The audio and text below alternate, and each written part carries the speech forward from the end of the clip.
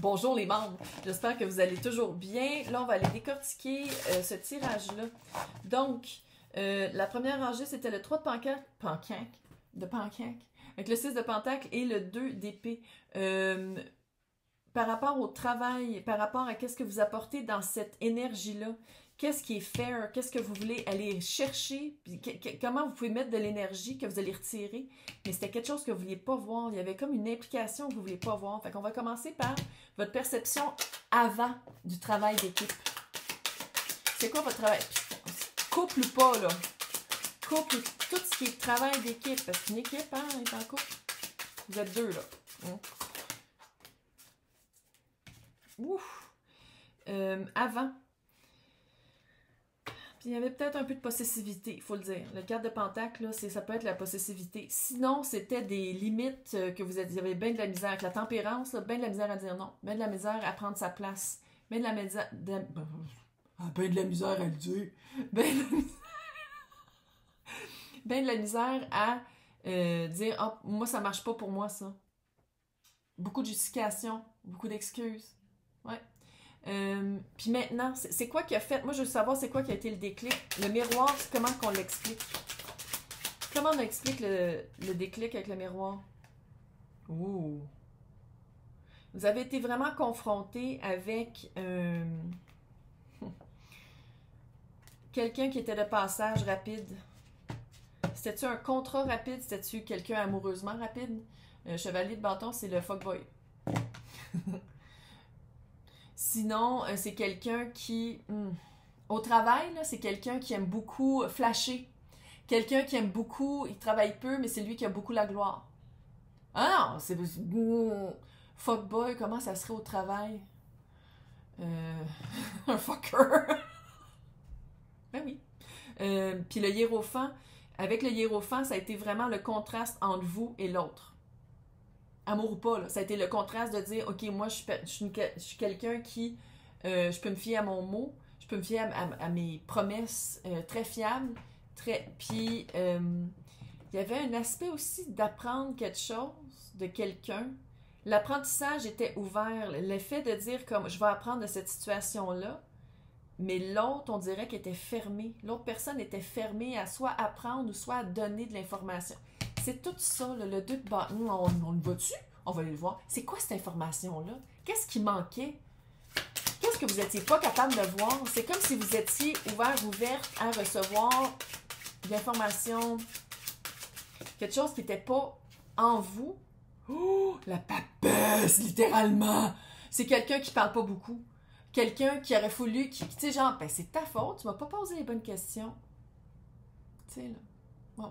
Si c'est en couple, ben là, tu m'as jamais demandé si j'étais allée luncher avec Ginette, la secrétaire. Tu m'as demandé si je voyais quelqu'un d'autre. C'est pas la même affaire. Tu sais, genre. Puis il faut dire, la papesse, c'est très, très cachotier. Puis encore un 2. Beaucoup de dualité, hein. Puis dualité, il est marqué là. Sur les poignards, là, il est marqué là. Dualité. Ça, c'est le... j'allais dire, c'est le Béline. Il est vraiment hot. Pour les personnes qui aiment les oracles. Je vais aller voir c'était quoi le secret. Je sais pas si on peut le faire. Le secret va sortir pour...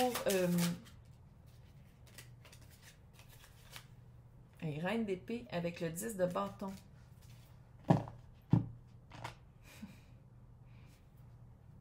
C'était de voir clair, c'est qui avait le poids du couple ou de la job. C'était de voir clair sur c'est qui avait le fardeau. C'était ça le secret. C'est qu'il y avait un fardeau, mais cette personne-là ne voulait pas le traîner. Fait qu'elle le donnait à d'autres. Probablement vous. Ouf! Puis la reine d'épée, une fois qu'elle voit, là, encore une fois, clair, là, de la clarté, là, une fois qu'elle voit, elle peut plus, elle n'est pas aveugle. Une fois qu'elle voit, elle ne peut plus pas voir. Une fois qu'elle sait, elle ne peut plus retourner en arrière. Il y a vraiment cet aspect-là de dire comme, OK, il y avait des secrets, maintenant que je les sais, qu'est-ce qui arrive? Le 3 d'épée. Le deuil. Le deuil, le cœur brisé. Mais avec la reine de pentacle, j'ai l'impression que vous avez vraiment un... Puis le monde, fin de cycle. Ça finit, là. Mais c'est juste que c'est comme si vous le savez que c'est la dernière fois que vous allez vous briser le cœur à cause de tout ça. Il y a comme cette connaissance-là de dire comme, bon, ok, je vais y faire face, parce qu'à partir de là, je vais le faire pour moi. À la place de le subir de d'autres, que d'autres personnes me font subir ça, maintenant, je vais le faire pour... On va aller regarder tout ça, c'est quoi le 3 d'épée? C'est quoi ce 3 d'épée-là? Oh, le 2 de pentacle. C'est la carte du gossage, hein? Jongler trop de choses à la fois. Pour le travail, c'est que le poids était... vous en aviez énormément sur votre plateau. Pour un couple, ça en revenait toujours à vous. Puis en même temps, que je pense que quand l'autre voulait faire des trucs, quand l'autre voulait prendre l'initiative, c'était jamais correct pour vous. Tu sais, c'est ça la dualité. Par exemple, j'aimerais ça que tu fasses la vaisselle plus souvent. La personne le fait, tu fais que tu l'as fait tout croche. Genre, aucune critique de ma part. C'est juste un exemple. Mais il y a vraiment cet aspect-là. Il y a aussi le jamais être assez. Ça, c'est pour les deux. Jamais être assez. 9 de bâton. 10 de bâton, 9 de bâton. Là. Oh, ça fait beaucoup de... Ça fait un poids. Un certain poids. Puis qu'est-ce que j'aime de celui-là, c'est que le 9 de bâton, il est allumé. Puis on sait très bien que tout le reste va brûler. C'est qui avait l'allumette? Est-ce que c'est vous ou c'est l'autre? C'est qui l'a initié, ça? Qui a initié? Qui a initié Ouh! Encore le 6 de pentacle. Avec le 10 de coupe. Je pense que c'est vous. Puis si vous êtes comme, non, c'est pas moi qui l'ai laissé. Non, mais c'est peut-être toi qui as commencé à dire, hey, je trouve ça pas mal poche, c'est toujours moi qui fais tout. Tu comprends? C'est pas initier genre de te laisser, mais c'est initier le changement qui a fait que finalement ça marchait pas parce que l'autre pouvait plus retirer exactement tout ce qu'il voulait, puis il voulait qu'il en mette un peu aussi de sa part. Ça marche aussi pour la job. De faire comme ça, que j'ai beaucoup de dossiers sur mon bureau, puis que les autres en ont presque pas. Comment ça se fait? T'es pas content de travailler dans l'économie qu'on connaît. Tu sais, c'est vraiment... Puis, c'est aussi de se rendre compte que il faut que ce soit plus équitable pour aller chercher le 10 de coupe. Il faut que ce soit plus équitable pour que le sentiment de satisfaction soit là. Quand il y a un sentiment de fierté, de satisfaction, de contribution, d'un bord comme de l'autre. Je veux voir le monde. Le monde me parle avec les poignards.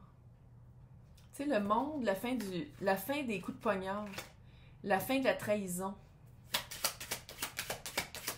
Nouveau cycle qui débute après de la trahison puis des coups de poignard. Clairement. 8 de pentacle.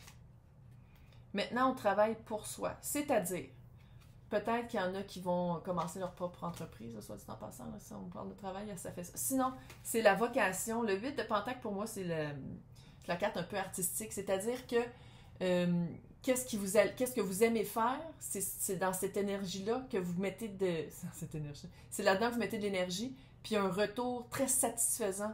C'est de comprendre comme un petit peu, parce qu'il ne faut pas oublier qu'après le 8, c'est le 9 de pentacle. 9 de pentacle, c'est être très indépendant financièrement et de pensée et de cœur. Puis, c'est de comprendre que l'énergie qu'on met dans quelque chose, notre vocation, ça peut être nous aussi. C'est de mettre de l'énergie dans quelque chose qui nous rapporte. Puis de voir aussi qu'est-ce qui commence à fleurir après avoir mis de l'énergie. Moi, il y a quelque chose que je ne comprends pas. Le contraste entre la reine de pentacle et le 3 de... C'est quoi on va expliquer la reine de pentacle. La lune. Est-ce que vous aviez peur d'être seul? Puis d'être seul, là, c'est pas juste en amour, là, c'est de dire comme, ah ok, je vais prendre un recul pendant un certain temps pour aller vraiment trouver qu'est-ce que je veux comme emploi, là. Puis pourquoi est-ce que je laisse quelqu'un dans l'oreille un peu, là? Puis qu'est-ce que l'autre a en lui que j'aime pas puis que j'ai probablement en moi aussi? C'est quelque chose qui vous fait peur, c'est quelque chose que vous avez de la misère à aller confronter. Mais une fois que vous le faites, on dirait que ça débloque tout. Ça débloque tout. Moi, je veux expliquer la relation entre la justice et le 10 d'épée, parce que la dernière ligne, c'est justice, karma payé. Fini! Mais, même une fois que le karma est payé, il reste le 10 d'épée.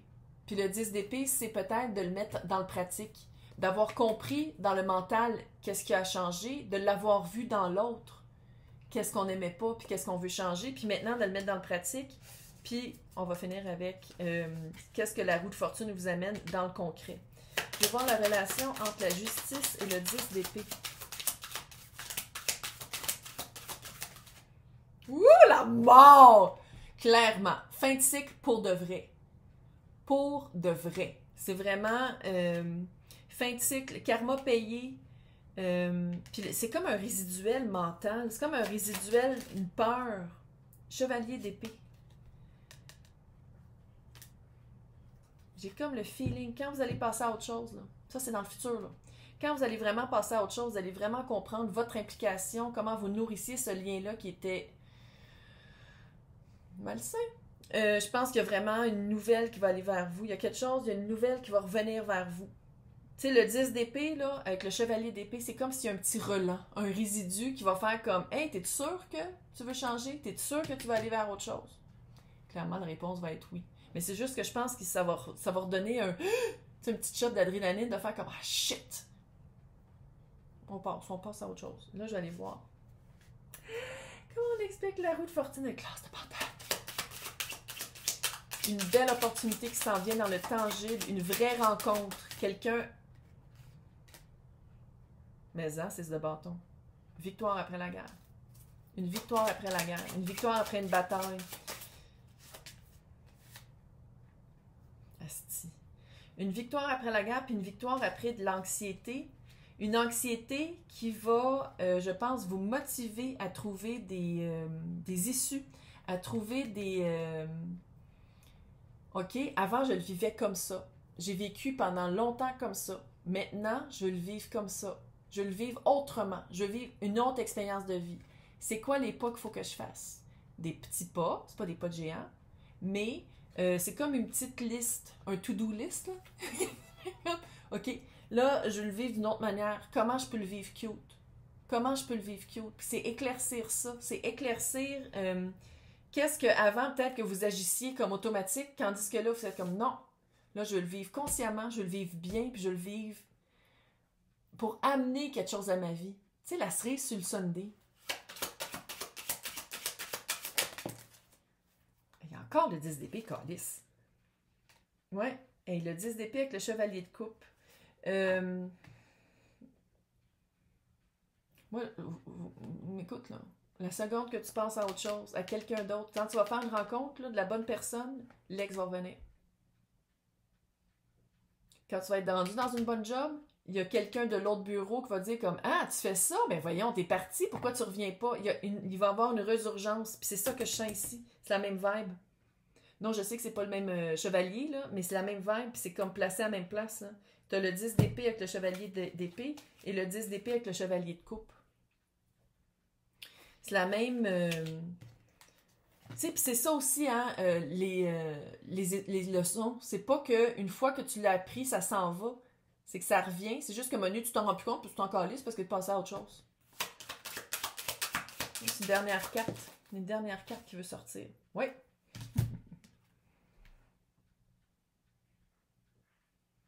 Le 9 de Pentacle, veut pas, c'est la carte de l'indépendance. Tu sais, le 8 et le 9 de Pentacle, j'en parlais tantôt. J'en parlais il y a 2 secondes. C'est vraiment l'indépendance. Panique pas, ça peut être la carte du célibat aussi. Mais comment je le vois ici, avec... Moi, je pense pas que c'est une carte de célibat. C'est une carte d'indépendance à place d'être dépendant de quelqu'un. Vous commencez à comprendre c'est quoi être indépendant dans un couple, fait que c'est plus sain. C'est plus sain. Si on parle de job... Si vous ne partez pas à votre compte, là, si c'est pas de partir à son compte, c'est vraiment de dire, de trouver votre voie au sein d'un groupe.